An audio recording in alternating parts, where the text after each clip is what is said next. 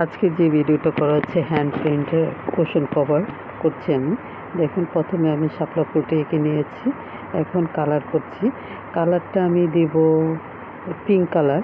Pink colour দেওয়ার আগে যেহেতু পিঙ্ক কালার দেব, কিন্তু ডাইরেক্ট কালারটা দিলে কাপড়ের মধ্যে কালারটা ওরকমভাবে ফুটে উঠবে না। এই জন্য আমি সাদা রঙটা আগে দিয়ে নিচ্ছি। সাদা রঙটা দিয়ে একটু শুকিয়ে তারপর আমি পিঙ্ক কালারটা দিচ্ছি। দেখেন, এখন সুন্দর একটা কালার আসতেছে, পিঙ্ক কালার আসতেছে।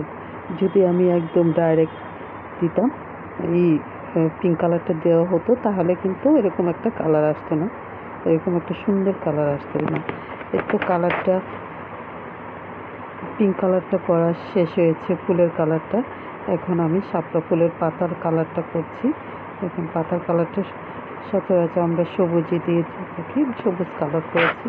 এখন বর্ডার করে দিচ্ছি, কালো বর্ডার দিয়ে টেনে দিচ্ছি পুরো ছবিটা, পুরো ডিজাইনটা। দেখুন কেমন হলো, আপনার কমেন্টস করে বলবেন কেমন হয়েছে।